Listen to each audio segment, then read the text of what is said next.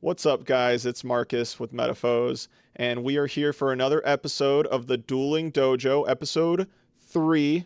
I'm here with my co-host, Eric, aka Sizzle, aka SackPhase, and we have a special guest today, Eric Chai, Chicago legend, just coming off a hot win with the Chicago monthly tournament. How we feeling today, guys? Sup. Feeling great. Feeling good. Man won an ulti Kaius, of course he's feeling good.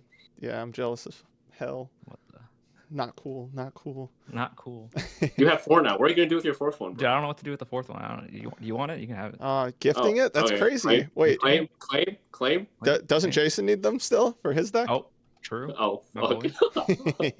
All right. But I guess before we touch on the monthly, I kind of wanted to get in to the first big tournament post Nats, which was Maryland, the RBET in Maryland. I believe it had 266 players. That sound right? Something like that, yeah. There's like a bunch of people who pre-registered and didn't show up, but yeah, something like that. Okay, gotcha.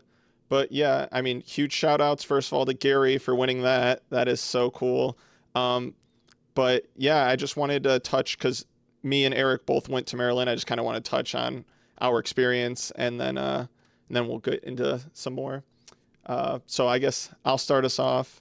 I went and played Hero Frog with no crazy techs or anything, minus I main decked a Flip Flop Frog, which actually performed really well.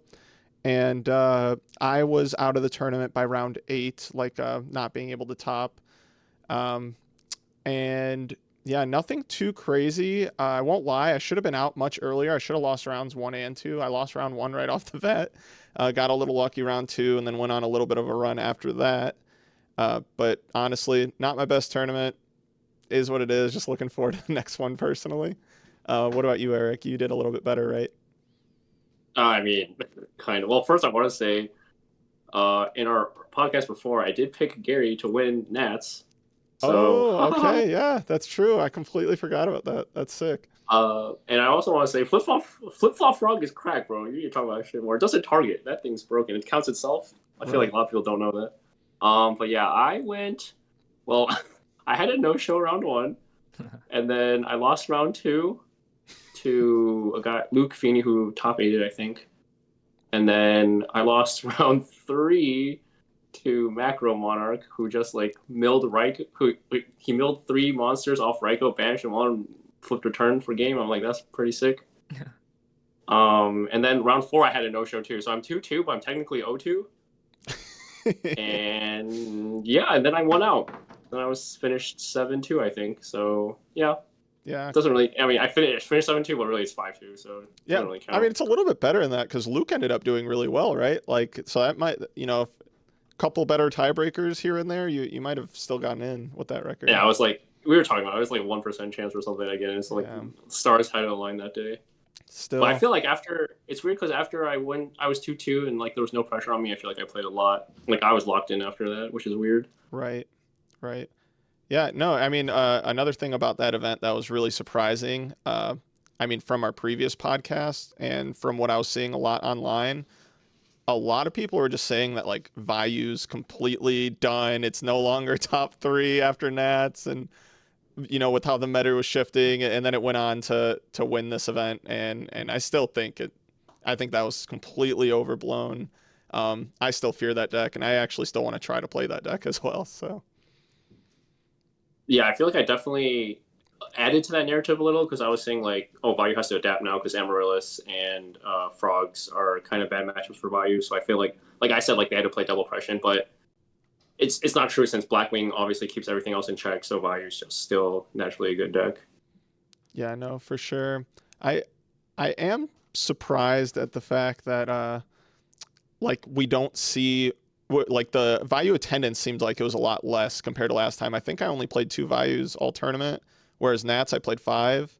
I don't know if that was the same experience for you. I played a whole lot of Frogs at Maryland.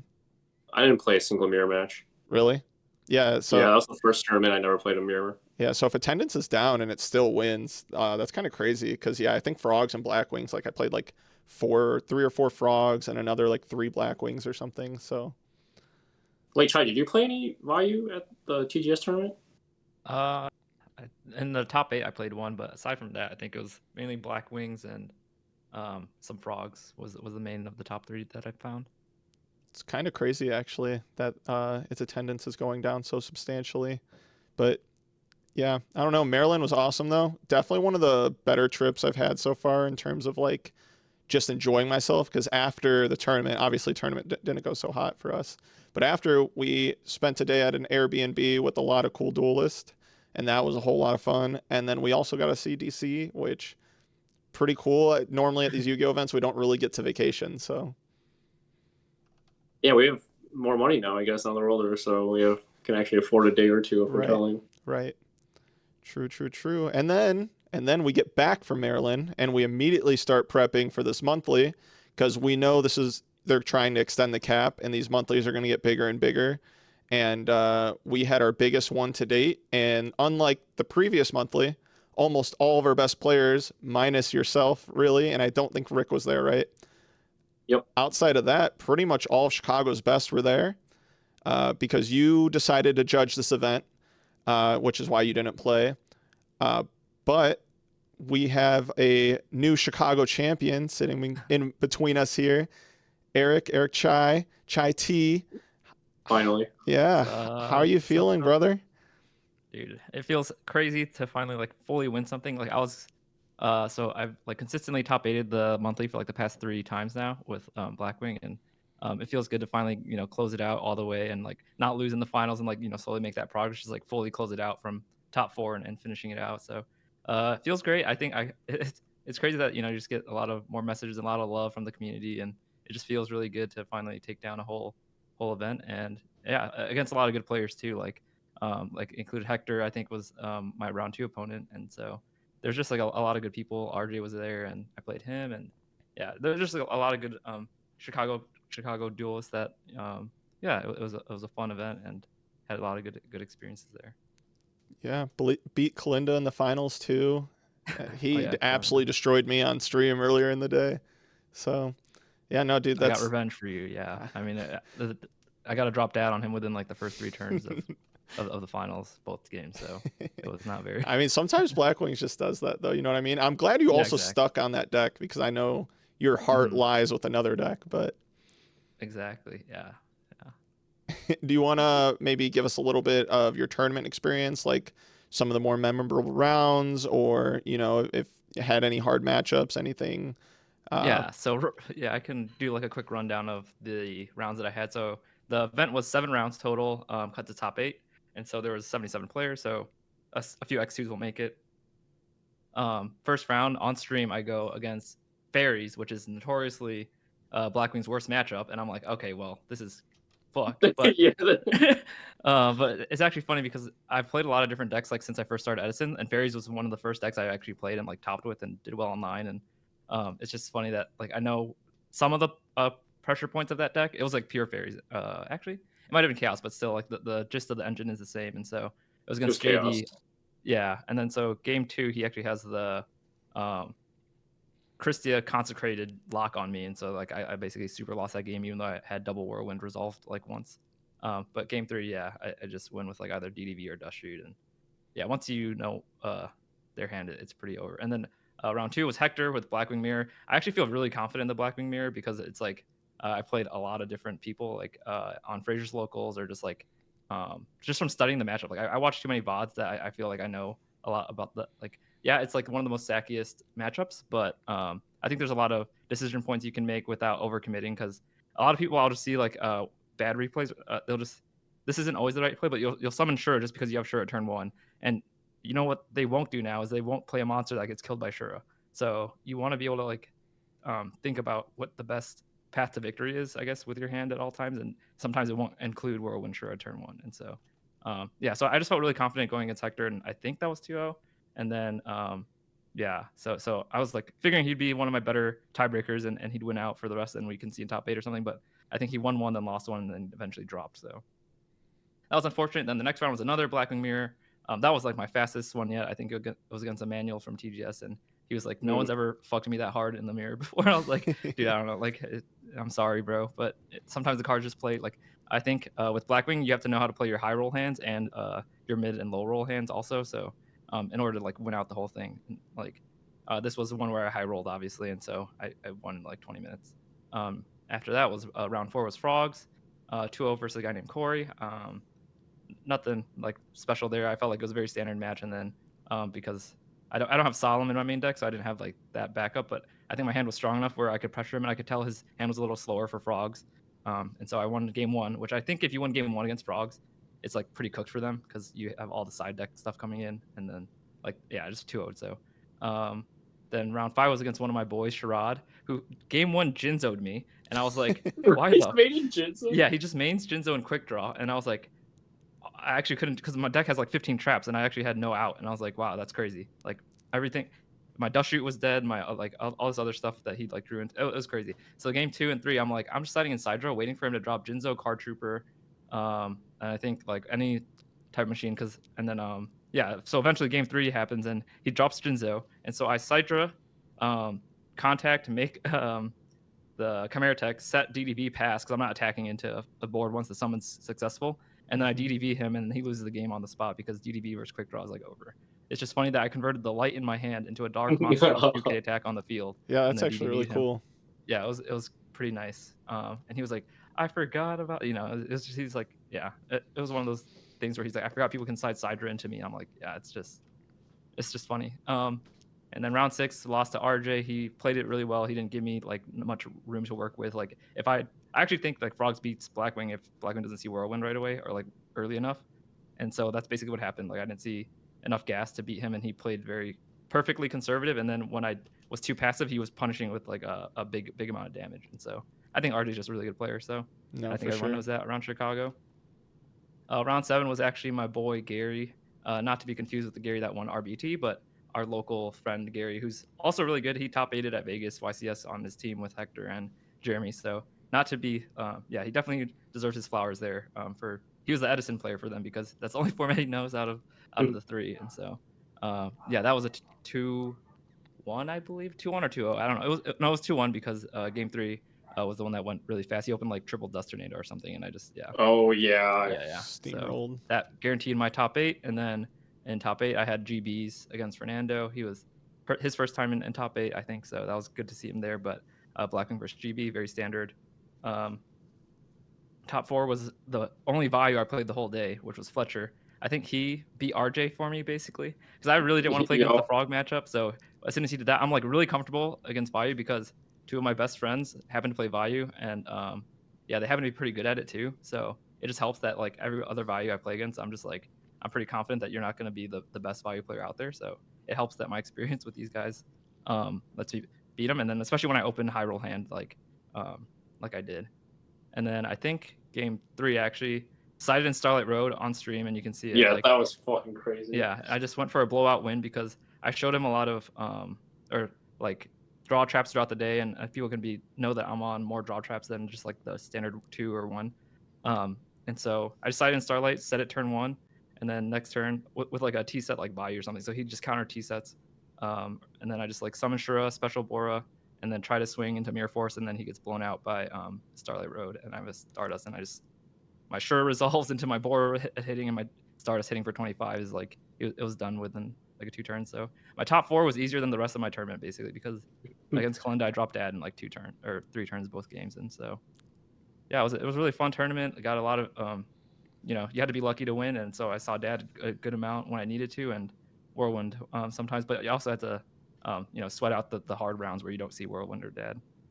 No, for sure. To win any tournament, you gotta both be good and lucky. It's not like one or the other normally. So yeah, you were on stream round 1 and just top 4. Yeah, round 1. I think I was due to be on stream like twice throughout 2 more times throughout the rounds, but I was like, I'm gonna pass it on to like Kalinda versus Marcus actually, or someone like, or no, it might have been RJ versus you. I don't know. No, it was me versus Kalinda. You gave me the stream curse because he obliterated me. That is my bad. But yeah, I didn't want to go back to back on stream or something, and I was like, it makes sense to get like you guys because you're such high profile players to be on stream. But Yeah, I was less fortunate. I got blown out in top 8, so game 3 was pretty bad. I was in a really good spot where I put him on like he has to draw Shura and with 2 engrave, and he did, and I lost to Gerardo. dang, I mean, Yeah, Blackman's that match was too bad. unfortunate. Yeah, I mean, I played him earlier in the day, round 1, so it was like I beat him round 1, so it was really cool to see that he grinded all his way all the way back into top cut after Oh, that. wow. And you never want the run back. You know the rules when you win, and you never win the run back. No. So, yeah, is what it is though. I mean, if I wasn't gonna win, I really wanted Chai to win. Actually, with everyone else who was still on top, I always find myself rooting for Chai. Thank you so much, brother. Yeah, I can't stick with Black Wings like you though. It's because the hands where you don't see Whirlwind or Dad just feel like the deck's too The fair. double Bora hands are Yeah. very, very fair. That you're running into like hamster and you feel They're yeah. too average for me. But Yeah, it feels very average. yeah, no. It's funny because every game me and Chai play together, like League or Melee or whatever, he always picks the character that puts himself in the driver's seat. He never plays like control or like mid range. He always just plays aggro. So that's why he started with Diva Hero, and that's why like Black Wings I feel like resonates with him. So I don't know, it's just a good fit. Yeah, it's definitely like a perfect fit. Like I like playing face up. I think Fraser mentions like every time I play Vayu and I set, I'm like, why am I doing this or something? I feel like I'm waiting for my opponent to do something and then react. But I feel like that's so much more Eric's style. Like he's a Marth main and and he plays a lot of mid characters. Yeah, I play control mages. Yeah, he can control mages, and then also Vayu is like more of a control deck the way he plays it and out values. And so yeah, and like whereas I like to play like characters like Jet or like Kha'Zix or like Black Wings, Diva Hero, like just slam in your face, like out pressure you type of games. But No, same name but different types of personalities, I guess, when it comes to gaming. Yeah, that's really interesting. Wait, Marcus, who do you play? You play Diddy, and who do you play in League? In League, I play Echo mostly. So you play like mobility option champs. Yeah, but then I play Frogs. I guess I like to hop around. That was so stupid. No, you have options. You have No, options. I've seen your Options. Wukong too, dude. You're Oh, clean. God. You like the monkey champs. Oh God. You're an ape. I would not be playing Frogs if that was the case. Come on. Gotta switch the hero beat. That's my true calling. Oh my God. All right, but Sean, I want to ask you, bro. Now that I know this isn't like a big major or anything, but Yeah. you've been due for a fucking minute. And now that, I mean, this is something. This is definitely not nothing. It's definitely not the biggest thing, but it's definitely something. So how does it feel to be like I don't know, vindicated, validated? I don't know what the word I'm looking for is, but Yeah. I know what you're trying to ask. Like basically, it feels like it's been a long time coming. Just like with like either playing Diva Hero and everything, and like just slowly grinding my way to tops, but never fully winning out. And so it feels amazing just because I know that the people in this region are people that I could see in the top 8 of any other like national level event. Like if I saw Kalenda in top 8, I wouldn't be surprised if I saw like you or Marcus, all these other RJ, all these other guys. I'd be like, yep, makes sense to me. And so like just knowing I can come out on top of a field like that, it really boosts my confidence first thing, and then just knowing I can do it. And so I think going to any other future event, I definitely will have that mindset of winning going forward. And not like I didn't have that before, because I usually feel like pretty confident in a lot of things. But actually, I wanted to point out one thing that you mentioned on like some other podcast where like either probably the Nerd podcast where you talked about the water, and I think a lot of people have given you like a lot of shit for saying the water thing, because it's too funny. Because like, what is if you're 1% dehydrated, you have 5% less brain functionality or cognitive. Yeah. And so like that actually feels really true, because my last like unironically, like last tournament when I top 8'd, I felt so sluggish and so slow. I didn't know why, and it's definitely because I didn't drink water for like 12 hours straight. Like after I lost, I went to go eat a meal, and I'd like chugged the whole water. I was like, wow, I am so dehydrated and everything, and like my brain was all foggy. So I would definitely recommend to drink water throughout, like you said. And yeah, it definitely helps with, especially eating a little bit of something also in the middle of the day. Like, so this tournament you finally brought a water bottle? Yeah. I bought like 5 water bottles from TGS that day. Yeah, dude, you've also changed me for every tournament ever since you said that. From nationals onward, I drink like 5 or 6 full waters just throughout the tournament, and I'd go to the bathroom just as many times also. Yeah, you definitely buffed everyone that listened just by like a decent amount, especially in the later rounds. People won't be as sluggish as we have items now. We have This is items. OP. Exactly. It's literally an item, bro. So Oh man. Yeah, but I was gonna say, like, back to kind of what we were touching on just a second ago. I feel like in our like group of players here in Chicago, everyone saw Chai as like one of the elite players. Uh, but like I feel like the crowd of Chicago might have not thought that way, and maybe even outside, because like he was the guy who top 8 or top 4 tournaments, but never like finished them. So it's pretty sweet that like you have that under your belt, and like basically 80 player tournament is, that's starting to get really close to like what we used to consider majors, you know what I mean? In this game. So like, especially with how much they're growing too, I expect our monthlies to be like 100 people soon, to be honest. So Yeah, if we can get there, that'd be fucking lit. yeah. Edison's great. It's so alive right now. And man, like for me personally, like I just dropped that video where like I just got back in this game, and there's so much hype around it, and it's so great, and I love Yu-Gi-Oh again. But it made me wonder. I've been homies with you guys for a minute now. I still don't know how either of you guys got into Edison. So like, I need to hear the stories. If either of you want to hop on that first. I'll start this one because it kind of like yeah, it kind of transitioned into Chai's. But I know me and Chai both played back then. I actually met Chai like around Edison. But then after, because I quit around once hat format started in 2014, I pretty much quit. But before I quit, I was playing goats, and I had built Edison decks actually, because like they weren't popular at the time, but they were definitely a thing. Like people were definitely playing retro formats back then already. And sidetrack, but me playing goats is actually like how I learned the game like really well. I was an absolute shitter at Yu-Gi-Oh before I started playing goats. But yeah, I just had Edison cards, and then once Goat became popular, like via Exarion, like I was playing like Exarion mirrors, like that. I know a lot of people don't like Exarion, but I fucking love Exarion mirrors. And then obviously Goat blew up, and I played a lot of Goat. And then me and Jason were playing Goats, and then we were like, "Hey, Chai, take this Goat deck." We like gave Chai a pretty low rarity Goat deck, like from all the extra stuff we had, and then Yeah, let Chai me is give you all you know, yeah. more context around like how this all transpired for us to join Edison and everything. So a couple years ago, I think like 2 years ago now, I got married first in like around April time. I had a bachelor party with Eric there, and Jason was there, and we were in Vegas doing whatever Vegas stuff guys do. And then like later that year in September, Jason's actually getting married in the same year, and so we go to his bachelor trip. And well, for his, because he actually played Goat and stuff with Eric, he brought his decks with him. And then I was like, I remember this game from like 10, 12 years ago. Like, what is this going? And then so like we sit down in like the hotel room and like play a little bit. And then, yeah, so one of the cards, like, how's that? Basically, I think Eric hits the Sangan or something, and I search a card, and then I search not Cyberstein.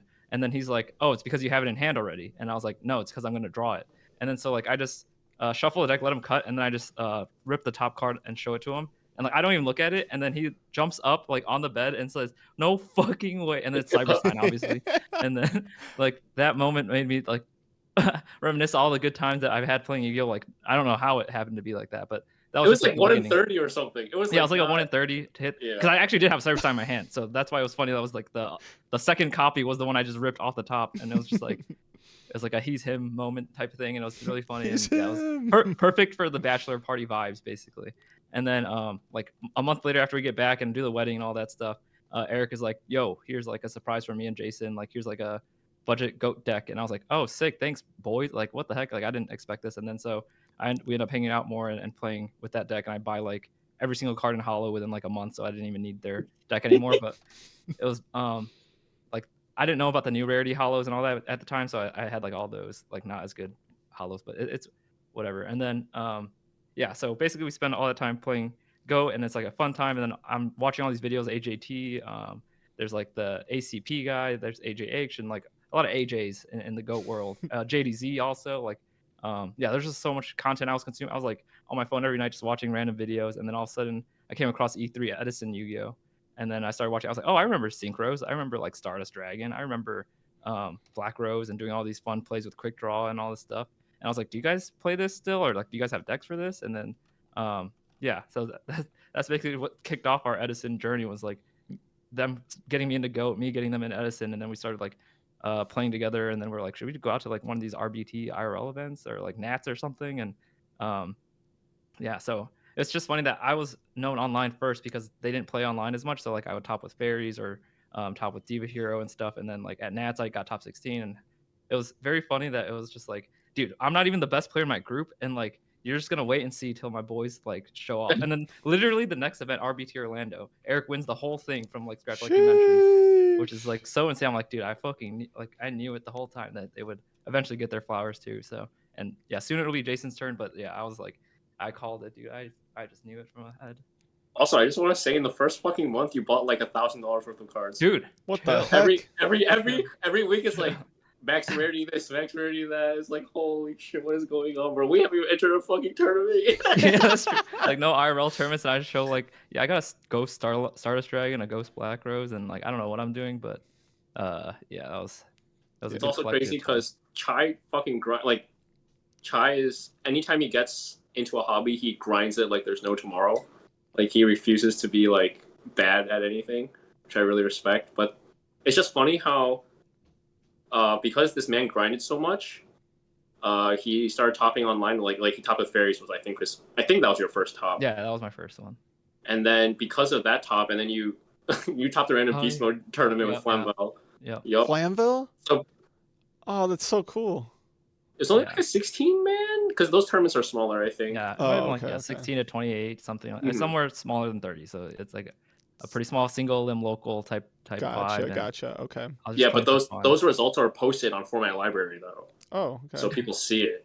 So Chai has like, I think if you search Chai's name, he has 3 tops online. Yeah, something like that. I did not know you played online at all, to be honest, until like I knew you guys in War League and stuff. But that's also because I didn't really play online myself. So, but because Chai topped online, that's how he got invited into War League. Like Beast Mode invited Chai. Yeah, I was so shocked. Personally invited Chai. Yeah, it was JG, who's like was Beast Mode's right hand man at the time. Like they were bros, and JG was the one that was like reached out. I was like, dude, I know you're a good player. Like I was like, oh, dude, you're too nice. Like I don't even know what I'm doing. I like attacked with Flamel Fire Dog, and now he feels like I'm a good player. And then did you get the other guys on the team then? Exactly. See, so they were like, we need another spot for another player, and I was like, I know a couple guys, and if we only have one spot, like one of them can take it. And then so Eric ends up joining the team, which eventually ends up becoming Team X, and that has been like a team for a couple seasons now. And so yeah, it's just funny that it came from me getting to know those community members to Eric now being like the face of the community as far as like Edison and Bayou and everything. So it's really cool how things have gone full circle. Dude, it's crazy now that we're talking about this. If you didn't fucking rip that Cyberstein the 1 in 30, none of this would have happened. Literally, yeah, I don't think any of this would happen. I wouldn't feel as hyped about the game, or like I wouldn't, yeah, like it was just, it all starts from a very funny Cyberstein. That is so cool. Oh, your guys' story is so awesome. Mine's lame in comparison. What do you mean? Wait, yeah, because I actually don't know how you got back in.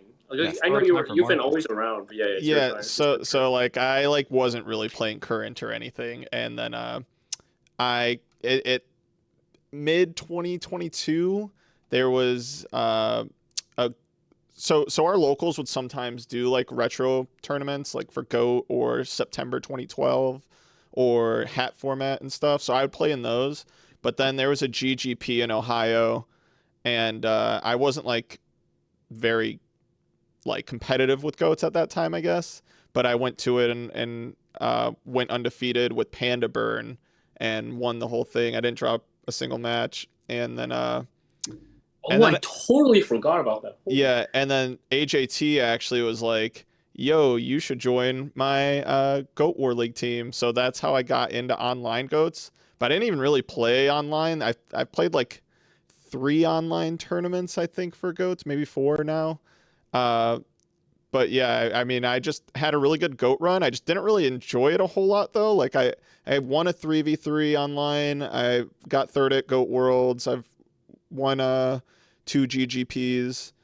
But I don't know. It like so sick. He's so good. Well, You're it's just so like good, bro. I didn't enjoy just like Chaos Turbo Mirror. It's like 2 deck format, got really stale.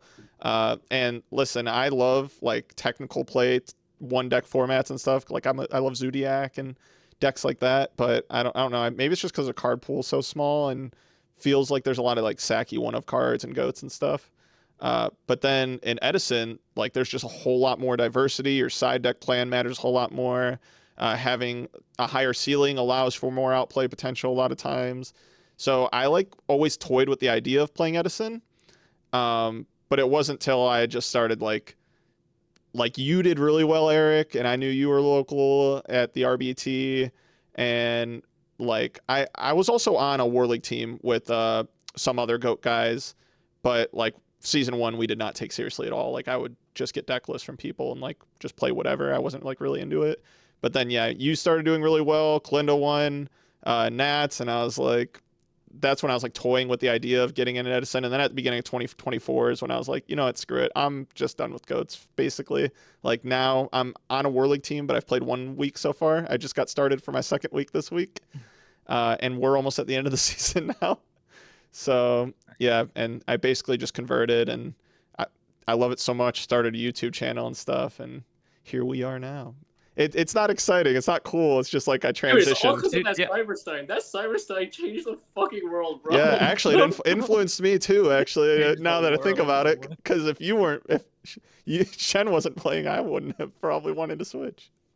No not way. not to cut you off, but their Chai's only Go tournament was GGP Chicago at Quality. You were there, Marcus. Yeah, I split the finals with Wavement.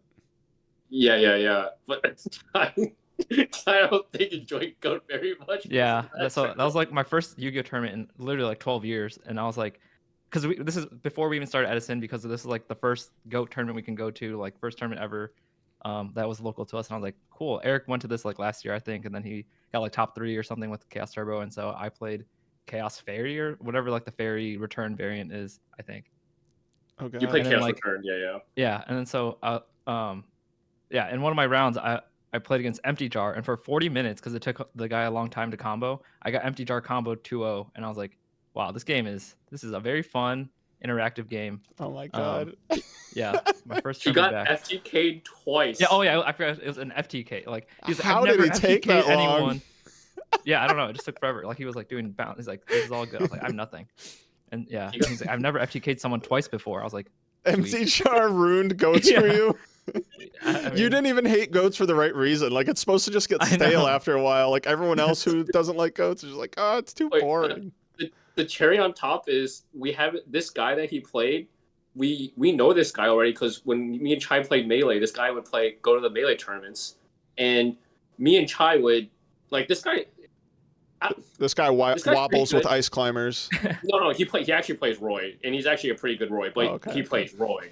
So me and Chai beat him most of the time.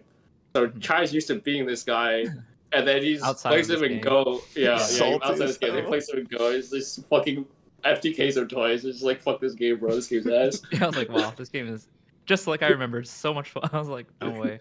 But I mean, I still had a good time. Like going to IRL stuff with the boys is like it hits on a different level that like I don't even know what I can compare it to, because there's literally like I play online games so much that I forgot how that felt to go IRL with some like group of friends and just like chill and like win or lose together. It feels like very similar. Like even though I won the last monthly, I still feel happy when I hang out with the boys and lose. Like I don't know. Like yeah, obviously winning is a higher peak, but like Right. the average fun time is very high throughout the whole event. And I think you guys said that for your Maryland event too. It's like, For tournament experience, I think Nationals was probably my favorite tournament in a long time, and I didn't even do very well. Like, I just thoroughly enjoyed that. Like, anytime I'm down after a round or something goes wrong, or like I'm upset about how the tournament experience going, there's always someone there who's like hyping me up or just being a homie, and I'm just like, you know what? It's so much bigger than just the single tournament. You know what I mean? So, love you guys for that. In the Marlies, I keep asking you these questions, but like you've been I'm just gonna say you've been essentially a pro Yu-Gi-Oh player for a fucking minute. I But you used to keep be. mentioning whatever. You used to be same thing. You've done it all is what I'm saying. And you keep mentioning these like experiences that I feel like are pretty I don't know, new-ish. I feel like you like experience like the friendship thing, right? Like going term with your friends and like each round, like you just said. Like I feel like that's the thing most people experience like on a regular occasion, and you're making it seem like you don't. So I'm just wondering like Yeah, what is different now compared to back then. yeah. I've kind of so it's a few things I'd say. First of all, is like I've moved a lot, and I never really had like a competitive circle that I was like immediately friends with, if that makes sense. Like I would go to events and I had friends. It's not like I didn't talk to anyone, but it wasn't like when I'm back home, I'm messaging any of those guys about anything almost ever. Like, and there's blips where I was a little bit closer, you know, a couple people or whatever, but it was so like toxically competitive, if that makes sense, where like it Like with was, Faisal. yeah, basically, like exactly that. Which listen, I love Faisal. I know a lot of people Yeah, yeah. don't, but I No, like he's it's got its benefits in the sense that like it is a different driving factor, but every tournament's just like, oh, if I fail, then like I'm gonna fall behind this guy. I'm gonna look like I'm ass, like people, you know, stuff like that. And now it's like, if I fail, I'm hanging out with the boys, and you know, they'll still hype me up. I don't feel like shit after the tournament. Like, I don't know. yeah. It's just Fuck different. that.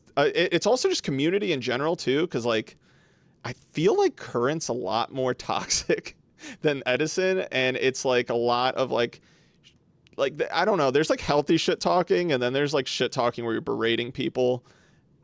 There's like a huge difference in that. Also, just like everyone's a whole lot more like grown up. I feel like in Edison, like people got full-time jobs and like they understand at the end of the day it's a game, and like even if you're competitive, whereas some people who play Current, it's like their life. Like they travel events, they don't work, like they will shark the shit out of you because they have to, because that's their income. Like I don't know how some people do it, man. And there's also circles that I used to be a part of, and like in group chats where um to be honest, I was becoming like a lot less nice of a person, and I was just saying things and doing things to fit in with groups of people that I aspired to be like because they were good players and stuff.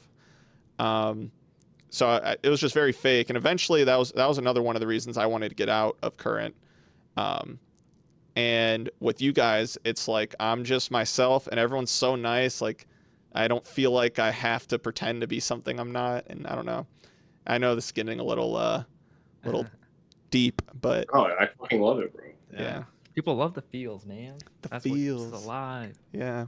But I won't lie, there's not been a better event than Mini still.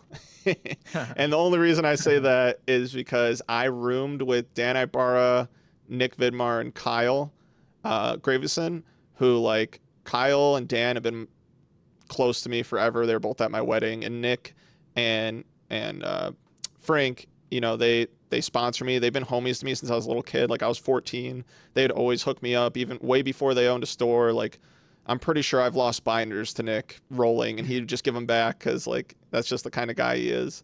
And so yeah, that event was sweet. And then obviously I won, so to make cherry on top. But you know, I'm sure if we have an event like that where I perform really well, maybe it could top it.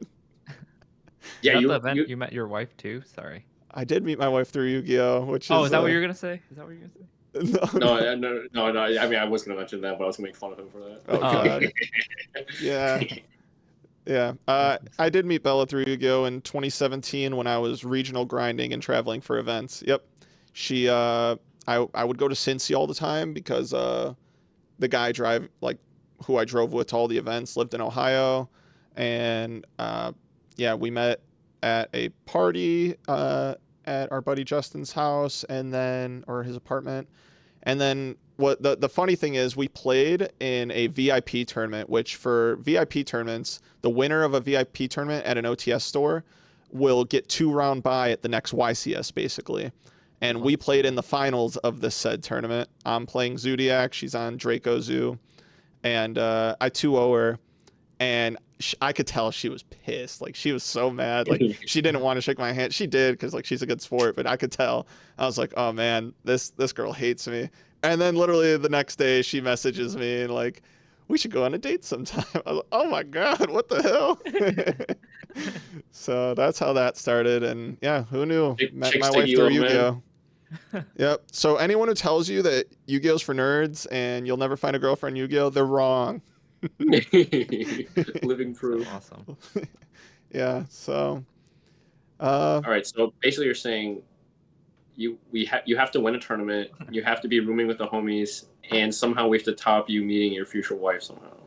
yeah. It was basically. Oh yeah. Oh, I don't that's know how the we're gonna other. do that one. Technically, that it's funny. So that's why you brought it up. Yeah. Technically, at Mini was when I first met Bella because I won the event, but she top 16'd it.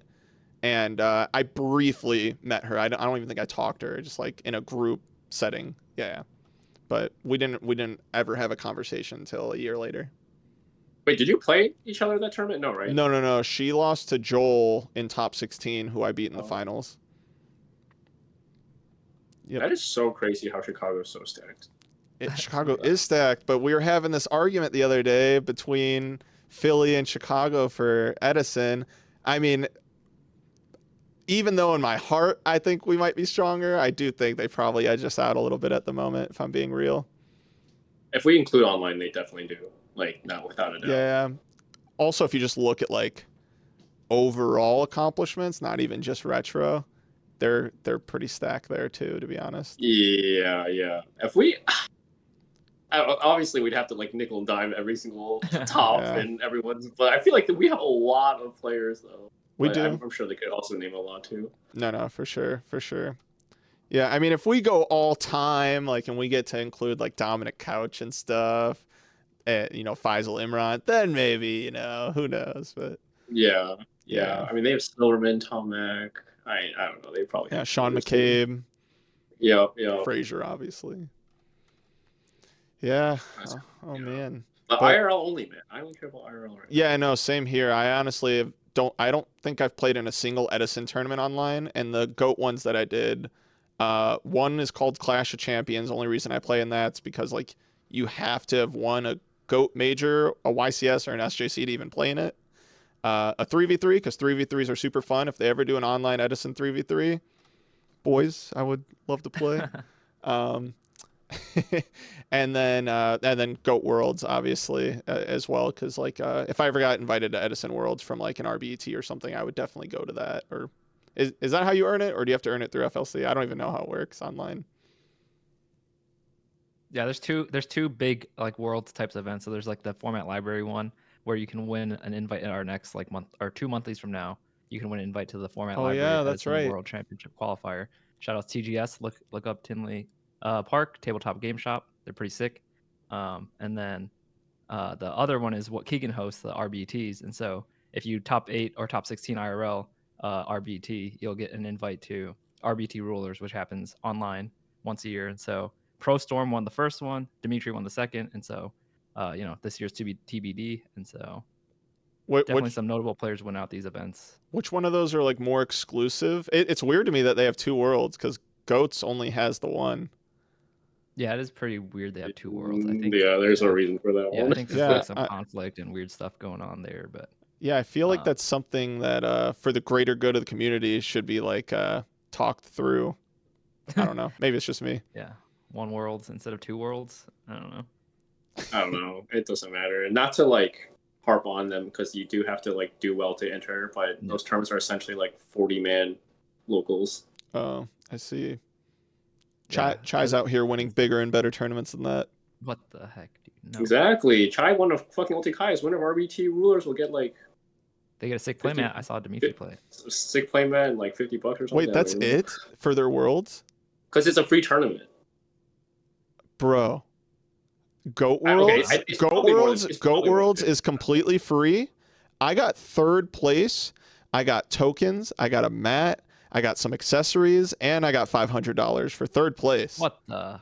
That's they definitely don't give 500. I'm just talking. I'm talking on my ass with the 50. Yeah. Like it's probably more than that, but I don't think it's 500 for first. First place got like $4,000 or $5,000 for GOAT Worlds. Second got like 1,500 or $2,000. So what they do is for goatformat.com, they do like monthly tournaments to get your invites and some other perks and stuff.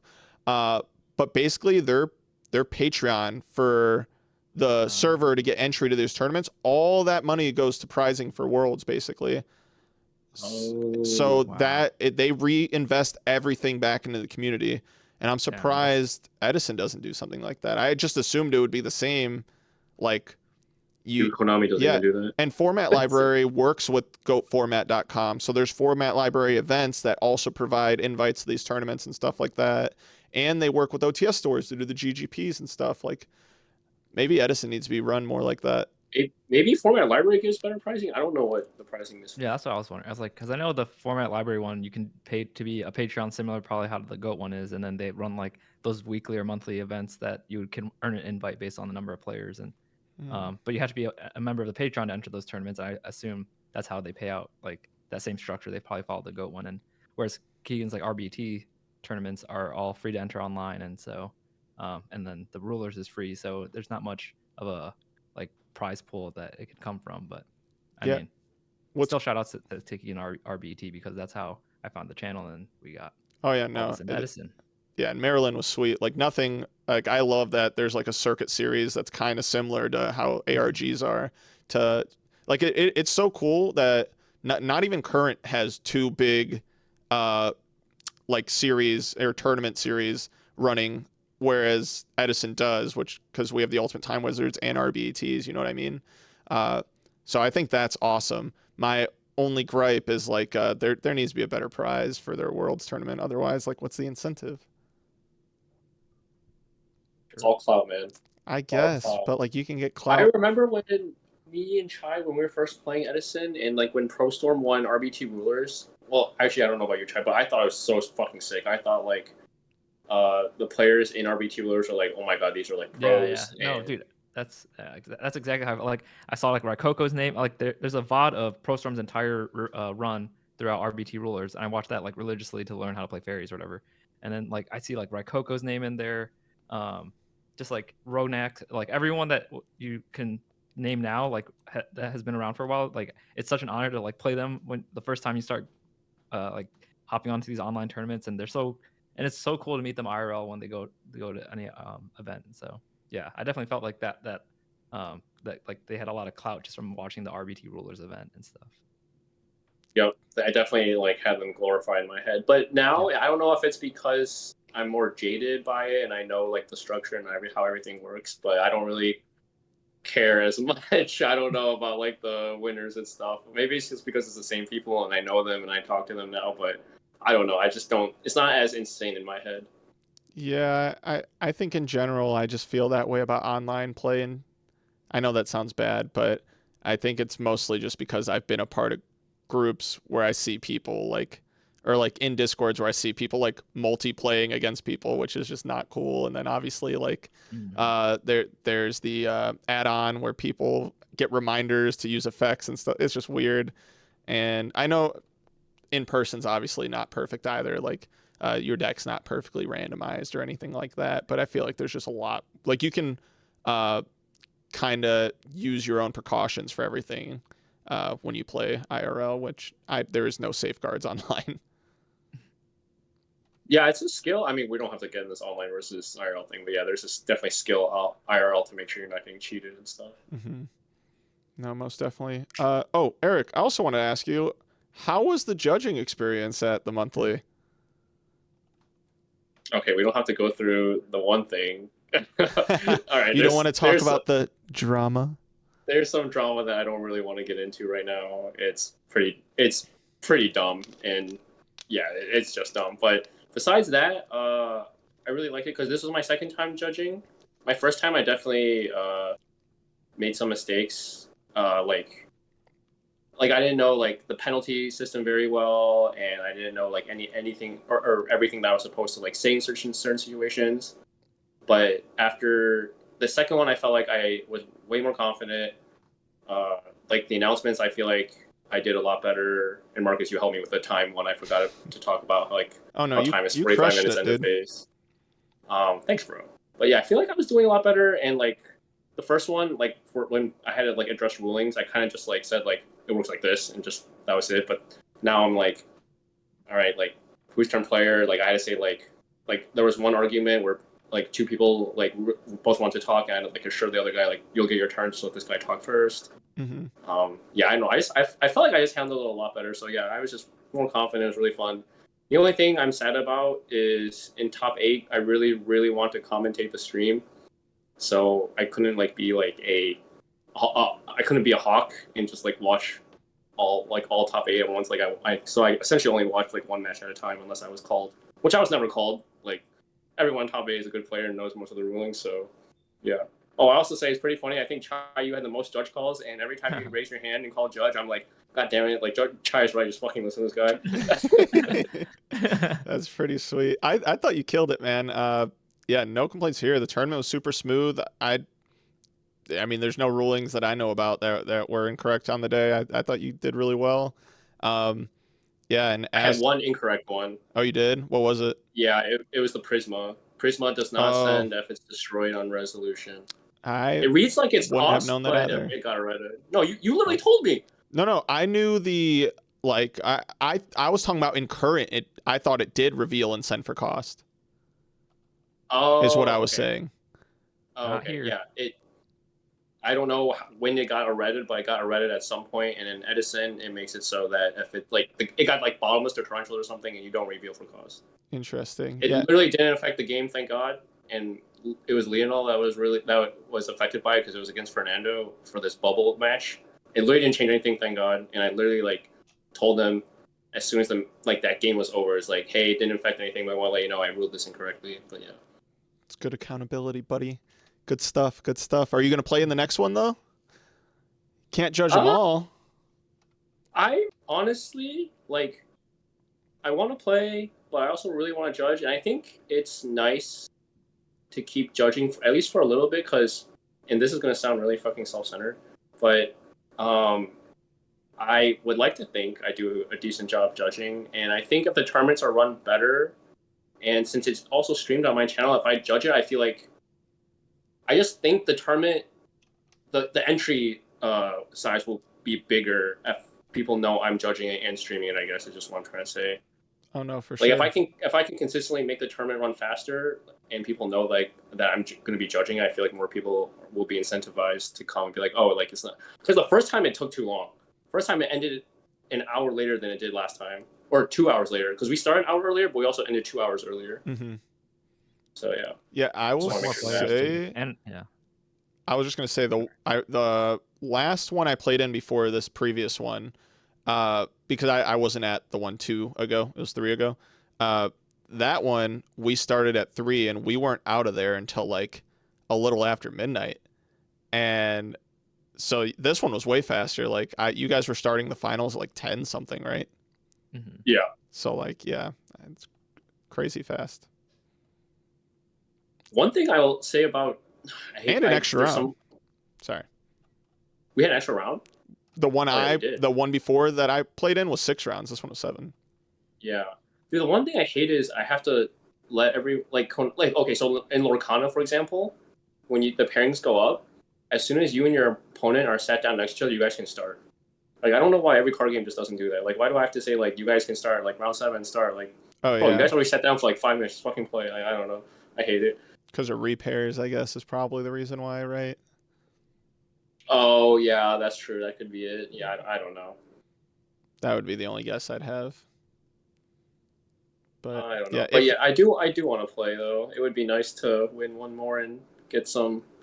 Now that I have the PP sponsorship, I love fucking Pristine Protection, bro. Like that guy's so fucking nice, and yeah, I just want to like help him out. Oh, dude, heck yeah! I finally sleeved up a deck with those, and I actually like them a lot. I like them a lot. Oh, can't lie. I need to get the oversleeves though. Yeah, I use the black ones.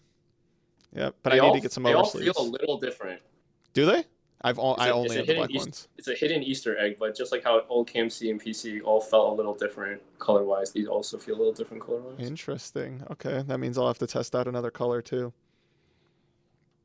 Also, if you top 4 these TGS monthlies, you get a mini PP pack.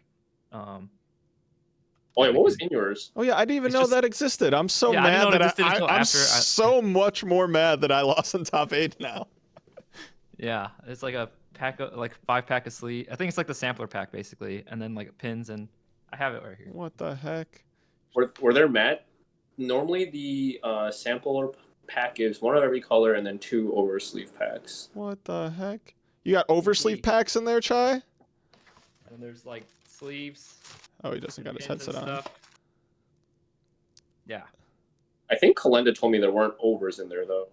Yeah, there's no overs in here. It's just all like the base Darn it. Japanese size sleeves, and yeah, it's a cool cherry on top of like after winning everything. I was like, Yeah, no, what that's just happened? sick. And then yeah, they Oh, you us, get a like, mini $600 boxes. card and like $30 in sleeves. That's crazy. Yeah, and What the credit. heck? Apparently, I got like 200 in credit. Are they only I'm like, 600 now? I what's thought going they on? were way more. Highest? I thought they were 600. Chai would know. Chai is market watch and analyst. When we were in I Maryland, slowed they were down like now. 900 or something randomly. Remember? They got bought out. What? I think when we were in Maryland, they got sold? bought out. No, it was at Nats, I think.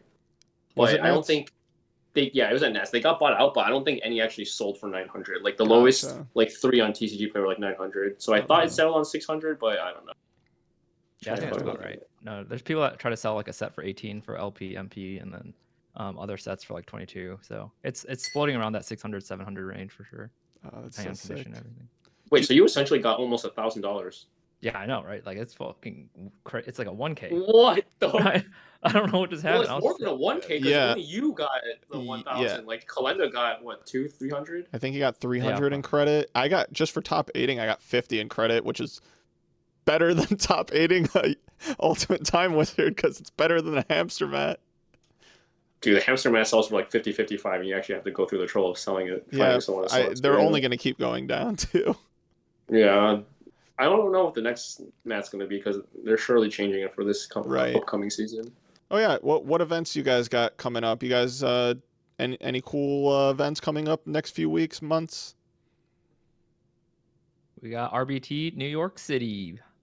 Oh, well, baby. we're going to that Wisconsin tournament next week for that LT Dark Arm. Oh yeah, and we're gonna try to win an LT Dark Arm and yoink it from the Wisconsin boys. Hopefully. Darn. Wish I could go to either or both of those, but I unfortunately cannot. Dude, it's crazy how Kalendo for like 4 monthlies straight for the Wisconsin tournament went there and just won every single card. Did he? Like 4 straight. Like it was only like a 20 to 30 player monthly every time, but he won it every time. I didn't even know Wisconsin tournaments existed until this one. I think it was like randomly good prize, like first ed Fossil Dine. It's just like random high end Edison cards, like yeah. Like There's Ultra Decree. Ultra Decree. You boys are gonna go there and contest though. Are we gonna see the Chai back to back? I don't know about that, but that's what I'm saying. Like now that he's validated, I think the tops we're just gonna roll in now. Yeah, dude. I'm so hyped for next major. I'm gonna be watching RBET New York. I've got to follow you boys, see how you guys are doing. Are you guys? Your next one's Niagara. Yeah, my next one will be Niagara, so it's gonna be a grip. Well, luckily we have the monthlies, and I'll always look forward and take those competitively. But yeah, next major will be Niagara. Yeah, the monthlies are. We're so blessed to have these monthlies because it's essentially up to me and Chai were complaining. I remember we were talking about how like, man, Illinois, like we have weeklies now, but North Carolina, where else? California, Texas, they have these monthly 1Ks or monthly like ulti Kai's, ulti like Dark Arm tournaments, and now we have them too. So yeah, and ours was actually just bigger than most of those, right? Yes. I feel like if I remember, like most of those end up being like 50 to 60 some odd people, and we're gonna 50 to 60, and I know stream doesn't matter, but I feel like it kind of does because we all play Yu-Gi-Oh for clout, and so I don't know. I think it's cool that our we stream's have awesome. A good amount. Yeah, our stream is such high quality production for what it is. Like I'm like impressed by like the transitions and like I feel like having the nice commentary and everything. It's just really well done. Shout out to Mike. Yeah, we have actual like professional streamers for tournament play. They do Smash Bro tournaments normally. UGS, shout out Mike, like you said. They do this stuff like professionally. Like they go to cons and big tournaments and stuff specifically for Smash Bros. And just because they're in our local community, they do it as like a service to us, which is so sweet. Hey, he gets 2 One Piece boxes. He's not a complete saint. But yeah, I mean, for 2 still One Piece worth. boxes, that's pretty. Yeah, definitely. Yeah, it's Worth. fucking awesome. Yeah, he cares about it a lot too. Like he tries to Yeah. help Yeah, like no, him he all the loves it, time. and he loves Edison too. Mike keeps talking about wanting to play and gives it up every month just so he could do the streaming. What a Who else guy! is gonna stream, bro? I don't know, but I Uh, mean, I would offer to judge, but I love playing too much. Sorry, Eric. no, I don't. I don't mind. I actually like judging a lot more than I thought. Honestly, I really Yeah, thought this one upcoming, I was like on the fence, and I just decided to judge. But like the whole time I was judging, I was like, this is fun. heck And yeah. then Chai winning the whole thing was just fucking lit. The top 8 was so sad. If I'm ever eliminated in top 8, I'll interim judge so you can commentate. Or you could commentate. I'm so bad on the mic, bro. What? Just do this. Do what you're doing right now, and you'll be fine. Yeah, Like, yeah. Just tell everyone. Just tell them. Just tell the stream how everyone's misplaying, and you should be there right now. nice. Your Yeah, ass. that's Your ass. Oh, that's another thing that's kind of I've never had before. As in, like I've always had like a little 4 or 5 man group playing Yu-Gi-Oh like with Mhm. friends. But this the Chicago our Chicago chat and Chicago Discord is so it's like a group of 20 that's like I feel like pretty tightly knit, and that's fucking lit. Oh I yeah, don't know. super That's really involved. cool to me. Yeah. And then we have the Yeah, basement shouts to recruit. sessions. Yeah, your basement sessions are lit, bro. We need to drink more of those, though. I will say. Yeah, I think Agree, with agree. with Nats, we were just like too focused on actually playing Yu-Gi-Oh. But now that we got some downtime, for sure, I think I'm gonna do one before the next monthly. We'll do it then. That's right. Now I can record content. Thanks. Oh baby, record the Dude, that's content. where Rick learned the side deck before Nats, and he top 3. Like, True. he literally True. learned a lot of side deck tips from a value player that we all know, and it was actually insane. And so it's just like, Yeah, and then that value player we all know decided not to follow his own advice for a lot of things, which is pretty sweet. What are you that's guys talking pretty about? I don't sweet. know what you guys are That's talking pretty about, sweet. bro. I don't know what you guys are talking about, bro. What did I say? Double oppression? Yeah, I don't know. I didn't Yep. say that. And then Chai taught me the ways of Dark Illusion being busted. Nice. That card is so busted. Dude, So that card is good. busted. That card is busted. So good. Wait, let's talk about that real quick. Wait, so you played Illusion over Solemn, and you said you didn't miss Solemn at all. Nope. And then you're playing 2 Ica, 1 deck dev. How was deck dev? I think deck dev, if I place a deck with 3 Sirocco, the fact that deck dev can give knowledge and plays around Starlight and like just it's just too good. Like there's no matchup where it's bad. Like imagine, okay, Hero Beat is definitely the worst matchup for that, but I feel like I'm losing Hero Beat if I have Ica in anyways. So it's like I don't know. I'd rather just slam the other ones game 1 with a deck dev, and every time I've had deck dev game 1, I feel like it's done pretty well. Even like games 2 and 3, when people side down on it, the info is just too good. It's like, yeah. Any deck with 3 Sirocco, I think, should just run at least the 1 deck dev because it's a single target. All right. I Yeah. get it, bro. I get it, Yeah. bro. I get it. Also, strangely, against frogs, like obviously deck dev can be a blowout. Like I got blown out by a deck dev in game 2 of top 8. I lost 5 cards to it. But there's also against frogs where they do the thing where they only commit 1 card at a time to the board often. And a lot of times Icarus is ass versus frogs in those types of game states, whereas like deck dev's still useful. So Also, even against you, because I know your siding pattern, and I know you cut down a lot of deck dev progress, I'll still side against you because the info is just too fucking important. right. Like even if I hit 2, like even if it goes 2 for 2, which I feel like is probably worst case scenario against frogs, like in the initial deck dev and the like next 2-3 draws. The info is just too good because if I know you have nothing, you're just cooked. Oh yeah, info's cracked. Way too good. But yeah, Dark Illusion also really insane. Ever since testing it like a couple of months now at Fraser's locals, having like the colossal, I think Dark Illusion set up against a lot of decks is like, as Eric says, like pseudo checkmate because how are they going to out it especially if they already lost their Mirror Force or like their board wipe type stuff, and so.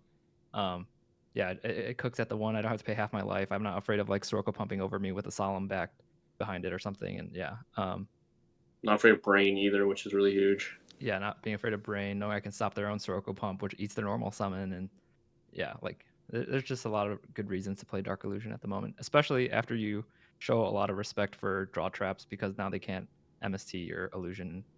Yeah. Oh, Chaya, that also brings me back to the point you said that you felt really confident in the mirror. Do you think playing Dark Illusion is a big reason for that? Yep, that's one of the techs in the mirror that for sure help. So I used to do one my body instead, but I found out to be a lot more dead than normal, like Dark Illusion is. Like while it's cool to like slam it on my turn running into mirror or torrential, like it's so much better to like have my board set up and then set an illusion behind it and have that security rather than like a my body where it has to destroy rather than just target. Like Caius is crazy. Right. Yeah. Oof. Oh, yeah, that's freaking insane. So Did sweet. you Dark Illusion the Dark Armed that tournament? No, but it was a Brio, I think, on stream also. Yeah, I messed Eh. up some Brios. Oh yeah, that was in round 1, right? Yeah, round one, on game stream, and 1. yeah, round one, You game one, he flipped makes a Dark Brio. Illusion. Yeah, and I flipped Dark Illusion on the Brio pitch, and he went like -3 because he had to use 2 monsters to synchro, pitch a card, and then like and then the board is empty, which Blackwings, just it was cook the yeah damage. it just cooks. So, I mean, I'm assuming everyone will start playing that card at least at one at some point, either in the side or in the main or something, but. Yeah, it's very good. Even though like I'm aware of that card, it actually cooked me on DB one time online. I'm like, wow. Even though I'm like aware of how this card works, and I'm like, there's just no way it's that's the card that's set right now. Like, I'm not actively thinking about that. I'm thinking of like Icarus and like all muscle memory conditioned to think about when I'm playing against Blackwing. And then I got hit by my own card on a random DB game. I'm like, that fucking sucks. I was like, wow, this card must be pretty good to main at least. And then so I mained it at the monthly, and it paid off. So, yeah.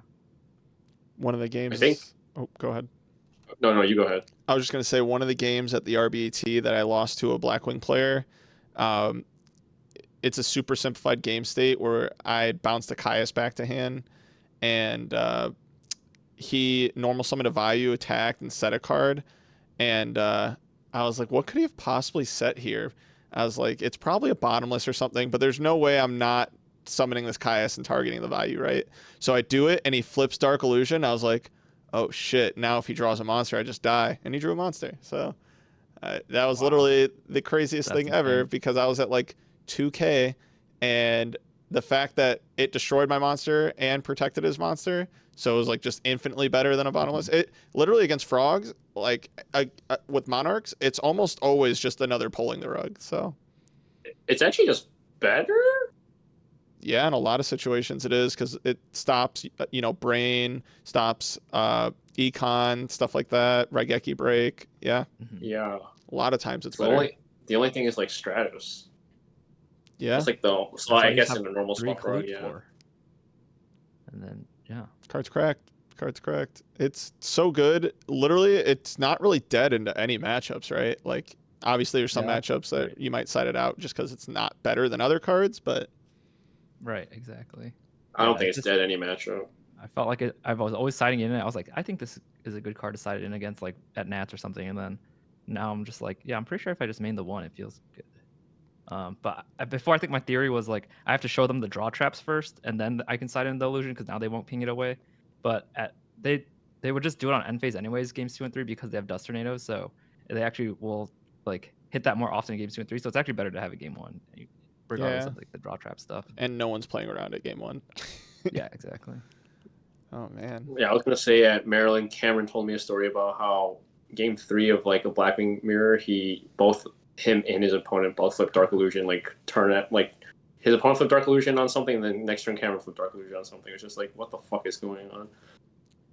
Yeah, the fact that it also hits like Sirocco boost, like what the hell? Yeah, that's so good. I mean, it's just so many random things that just target a Blackwing monster or a dark monster, and so Icarus going +1 off Icarus is like, wow. And it's a counter trap. They can't like respond to it unless they have a counter trap. Yeah, imagine them having trap stun set and they didn't. Like it's so right. So that actually happens in Dimitri's replay. Yep. Where he so he's like I would say like first creator of using the Dark Illusion technology, because he topped with like 2 or 3 Dark Illusions and 0 Icarus in his Blackwing deck, and so he actually wins a match because the person has trap stun set, and then I don't know what they do to target his monster, but he basically Dark Illusions it, and he can't activate trap stun obviously because it's a counter trap, and it's like very specifically that came up, which is very funny. Matters. It matters. Spell speed matters sometimes. Yeah. Do we have if Titanium's a broken ass card, Dark Illusion must be good. Oh yeah. Oh yeah. For sure. For sure. Yeah. With that said, I'm just super excited for all these future tournaments. You know, we feel like Chicago, our group, has been crushing, and I'm just excited for it to continue. Excited for the monthlies, excited for Niagara, and excited to see how you guys do at RBT New York. Anything you guys want to say before we hop off here? Yeah, I have some shoutouts that I missed during my deck profile, because that literally happened like I didn't realize I'd be deck profiled like while I was on stream packing up my stuff, so it's kind of funny. But yeah, just like shout out to all the Emporium guys like Lucas, Zach, David, Mitch, Kevin, Rick, Hector, Jason, and Gary, my boys. Yeah, Hell like all the people yeah. that have traveled with us to like Nats or Indy or wherever. Like it's so fun to travel with this group of people and see how well each one of them does at every event. And yeah, and even the people that don't travel as much, like Shrad, Jeremy, I know went to Vegas but doesn't always go to everything, and Joe and everyone there. Like shout out to those guys. Shout out to the Orlando squad, Steven, like love that guy. Like met him at Nats like over a year ago now. And yeah, Dom, Rob the man, yeah, like all those guys that we see at these national events. It's so sick. I would suggest, if you can, try to travel out to one of them and just start making friends with people, because that's what like the whole point of this retro format thing is. It's like to play some good card games with good people. And yeah, and yeah, I get like meeting Fraser that one time after a rally was a crazy experience. Like me and Eric were just staring next to each other, and we're like, what is going on right now? Like It I don't is. know. Probably one That of was the the wildest like 6 hours like of Yu-Gi-Oh! Like, because I just won rally. I'm still on the fucking high. right. And then Frazier, Hydro, Pump, and Cameron. Yeah. Like we were saying earlier, like these guys are so prolific to us, Yep. and like they're like, you know, like almost celebrity status to us. And then like me and Chai, we consume so much content. Frazier is, you know, he makes a fuck ton of content, so we listen to him all the time. And it's just like, yeah, literally like at least 5 times we're just walking around. Frazier's there. We're like, me and Chai look at each other like, what is happening right now? Like, is this real life? Like, did you expect to come to Raleigh, win the whole thing, and then hang out with Frazier? And like, no, like this is fucking wild. Like, Yu-Gi-Oh! Has never been so fun. Like, actually, no hobby has been this fun. Honestly, like the community's too insane. Like, Marcus, like you said, or maybe it was Chai, sorry, but like, people are older here. People aren't sweating their ass off like in Modern. People are just trying to chill, have a good time, relive the glory days, and just play Yu-Gi-Oh! And it's just like the community is just fucking awesome. I love it so much. Hell yeah. Yeah, now we've infected you. I know, can't it's believe crazy. You never had this, like, yeah, it sucks that you had the, like, you know, you got to fucking do well the whole time, or else you're just sweating your ass off. Yeah, I mean that's kind of just like the how it was, I guess. I don't, you know, and I don't know if it's still like that, but I'm just so glad. I've not had this kind of love for Yu-Gi-Oh! In a minute, so just really glad. And I feel like I'm making bonds that are like gonna last beyond this game too, which is just sick. So exactly. Hell yeah, hell yeah. Heck yeah. All right. Well, thanks for joining us, guys. Chai, I really appreciate you, man, making the time to hop on here with us. And Eric, you know, I know you're on a mobile setup here today, so, you know, this is probably not the best thing for you to do at the moment, but I appreciate you making it happen. So, of course, man. Hell yeah. Thanks for tuning in to Dueling Dojo, episode 3, and we'll see ya. All right. Peace.